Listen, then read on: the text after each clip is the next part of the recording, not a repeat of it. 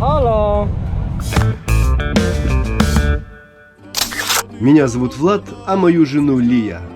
Осенью 2021 года мы приехали в Батуми, нам понравилось, решили перезимовать, и вот уже почти 2 года мы здесь. Батуми. На этом канале я рассказываю о нашей жизни в Грузии, подмечаю особенности, и этот выпуск не исключение. Мы в Батуми.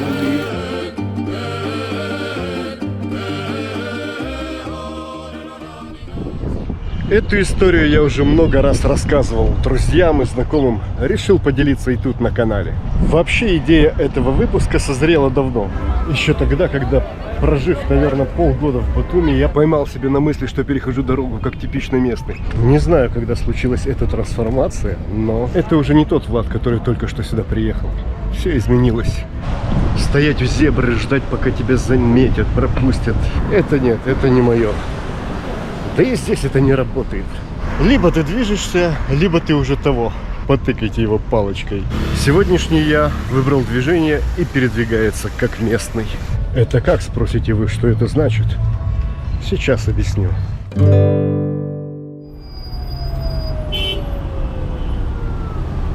Про движение на дорогах города сказано уже многое. Не высказался, наверное, только самый ленивый.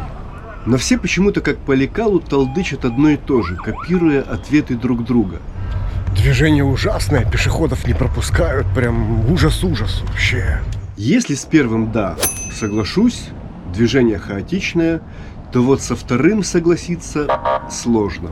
Да чушь это полнейшая, либо я не в том Батуми живу. Недавно в Ютубе попалась одна девушка, она такая: ой, впереди дорога, это такой стресс, это целый квест перейти и остаться в живых. А потом пошла я такая: ой, смотрите-ка, пропускают. Ну, это, наверное, потому что я с камерой. Блин, никак не хочется комментировать вообще. Но шквал такого видеоконтента побудил меня сделать этот выпуск. Я за справедливость. Лично у меня проблем с переходом дороги как-то не возникало. С камерой я или без. Может, вид у меня какой-то дико устрашающий, но не знаю. Сразу уточню, сегодня мы говорим про перекрестки, на которых нет светофоров. Где есть светофор, там все ясно и понятно. Все ориентируются на его сигнал, все просто. А если пешеходный переход без светофора, вот тут начинаются те качели, о которых так много шума, о том, что водители летят, никого не пропускают. Так чем же отличаются приезжие от местных? Небольшая ремарка. Приезжие в данном контексте я называю свежеприехавших. На море, в отпуск, туристов, которые проездом и так далее. Приезжие, которые остались пожить, они скорее экспаты или релоканты называются. Я сейчас говорю о свежеприехавших. Приезжего, даже если он замаскируется, видно сразу. Стоит ему лишь подойти к проезжей части. Приезжий долго стоит, менжуется, мнется в нерешительности, по сторонам смотрит, выглядывает, ситуацию оценивает, то есть ждет сознательного водителя, который, конечно же, в итоге появится, заметит, остановится. Но так можно и жизнь свою простоять на обочине. Да и мы, приехав, наверняка тоже были такими же. Местный же действует в точности наоборот. Он живет в своем кайфе. Ему надо идти, и он идет. В Грузии уважают действия. Он просто идет, как и шел до этого, практически не снижая скорость, и только уже будучи на дороге оценивает ситуацию и реагирует по ходу движения. Вот в такой момент на центре дороги я и поймал себя на мысли, что в моем поведении произошли какие-то изменения. Я просто шел, и тут щелкнуло. Ну нифига себе, Влад. Это я называю поцелуй Грузии. То есть, живя здесь, ты непроизвольно адаптируешься, мимикрируешь, перенимаешь местные повадки. Не знаю, плохо это или хорошо, но мне нравится. Решил записать это видео не только для того, чтобы рассказать свою историю, и не для того, чтобы выпендриться своим каким-то особым мнением. Нет, оно нафиг никому не нужно. Записал все это больше, чтобы поделиться наблюдениями и помочь свежеприехавшим сюда людям убрать этот навязанный кем-то страх и быстрее приспособиться к местной движухе, чувствовать себя комфортно и наслаждаться отдыхом в гостеприимной стране. Надеюсь, послушав меня, кому-то это пойдет на пользу. Итак, запомни.